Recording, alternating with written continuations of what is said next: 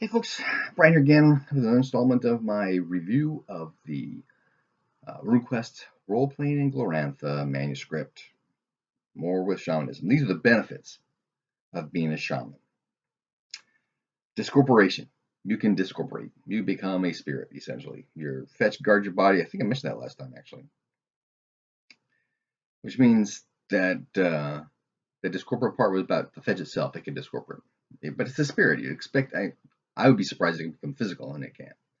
Okay, so the shaman himself can separate his spirit from his body to go into the spirit world to find spirits and stuff, right? Well, while he does that, the fetch will guard his body. And discorporating is a 1 hour ritual which will give you 26 hours in the spirit world, cost you 5 magic points. And you can add more magic points to increase your time. For each magic point, it's an extra hour. While the shaman's in the spirit world, he can sense spirits 10 meters away per point of power. So if there's a 10 point or 10 power spirit out there, less than 100 meters away, he can sense it. And if he gets to within range where he's 1 meter per point of power, he can sense their runic affinities. If they can sense if they have runic affinities over 50%. Okay, spirit speech.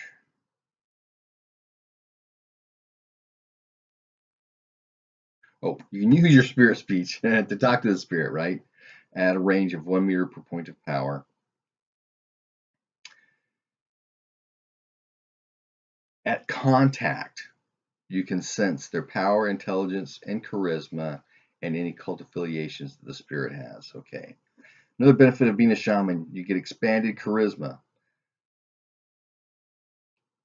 Remember before that your charisma is the number of spell points worth of spirit magic that you can hold, memorize. It used to be intelligence. I don't know why they changed that. But anyway, it's your charisma now. Well, you can use your fetch's charisma to hold magic points or spirit magic points as well.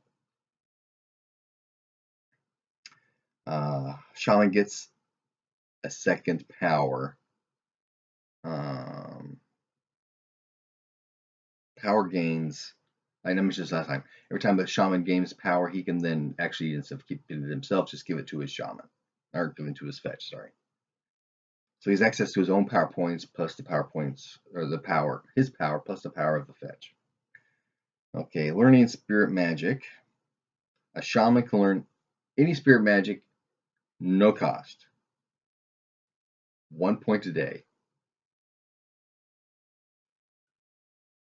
Is that significant or what? Holy cow. Another benefit is teaching spirit magic. That's a 1 week ritual in training, and that's one way for a shaman to get income, right? Okay. Shamans also get permanent second sight. And shamans learn to exercise. Not the physical exercise, it's talking about exorcism. Exorcising spirits from possessed people. There we go. And it says to see possessing spirits. It is corporate and use spirit magic combat to drive any possessing spirit away. Okay, some stuff about spirit combat. Oh, when shamans engage in spirit combat, they get a +3 bonus to their damage. That's hefty. They get spirit defense. They can draw on their fetch's magic points to replace their own during spirit magic. So during during spirit combat, you decrease each other's magic points. Well, any damage done to the shaman, he can just shift over to his fetch. Pretty good. Okay, shamans also get spirit pacts. They can make bargains with spirits. For every point of power that the shaman has, he can pact with, and terminology here is getting kind of funky, 10 points of spirit's power. And if he does make this pact, the spirit has to provide him with service. He can use the spirit's power and can use the spirit as a reservoir for magic points. Now, the number of packs that a shaman can have is equal to the fetch's power.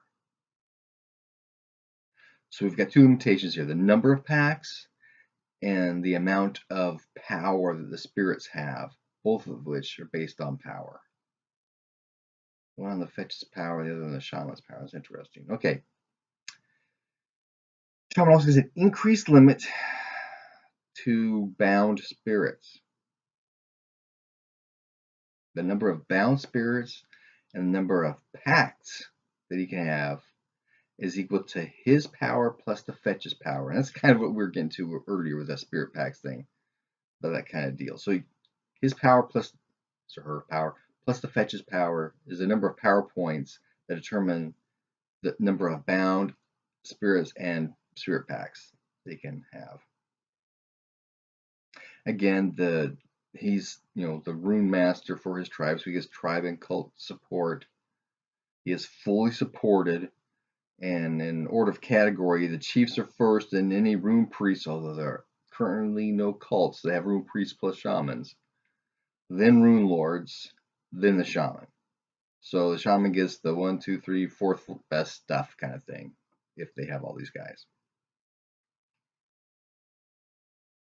And then the tribe will provide every reasonable effort to either rescue or ransom a shaman. Okay.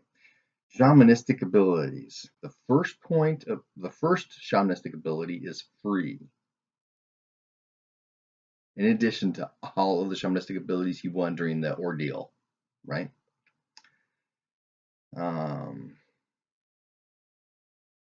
Shamanistic abilities and taboos. Most abilities and all taboos are always in effect.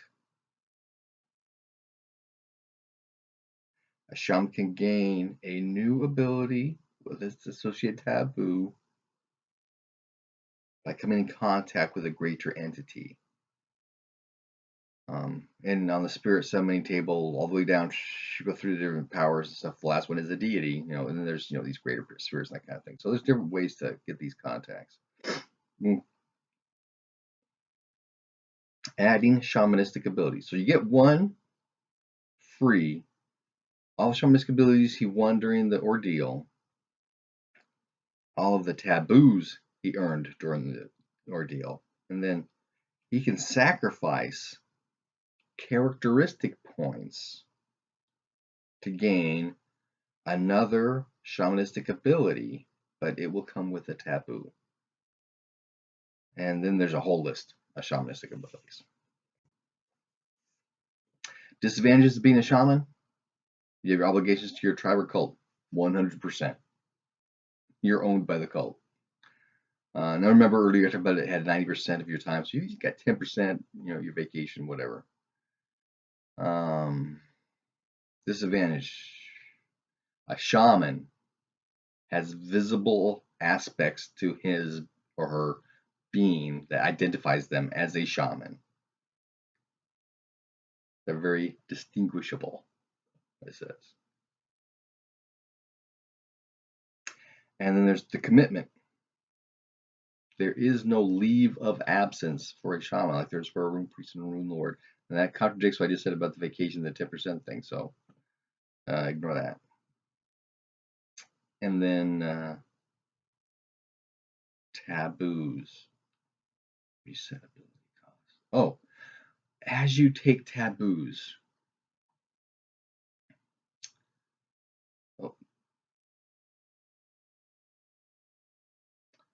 Very shamanistic ability you take. It costs power. It costs a characteristic point, right? And for each one, it increases. So the first one is 1 point. The second shamanistic ability is 2 points. The third shamanistic ability you take is 3 points. Now you can take a taboo that will then reset your counter back to 1. So if you keep taking taboos, it only costs you 1 point for every shamanistic ability you take. Kind of interesting. I don't remember offhand much of the taboos. I don't even remember much of the shamanistic abilities. And like I said, it's like 2-3 pages long. Huge list of things special things that shamans can do. Again, more and more specialization, and this is the problem I've got with Dungeons and Dragons, especially 5th edition. In fact, maybe only 5th edition. Is and with most class and level based games, you've got these very specific things that they can do because they're this class and this level. And so if you want to be able to do something different, you've got to make this new thing. And that's the whole not arcane lore, ancient arcana stuff that Wizards of the Coast keeps coming out with, all these new classes and new spell levels. Now, they're a company. They've got to make money. They got to come out with new material. I got it. I understand the mechanics behind that. I just don't like it. It's why I like, just, Runequest in general. Everything's there. You put together what you want to do, that kind of thing. So anyway, off my soapbox. But that is not it for Shamans in the spirit world. There's still more coming, but I need to read up on it. So until then, good gaming.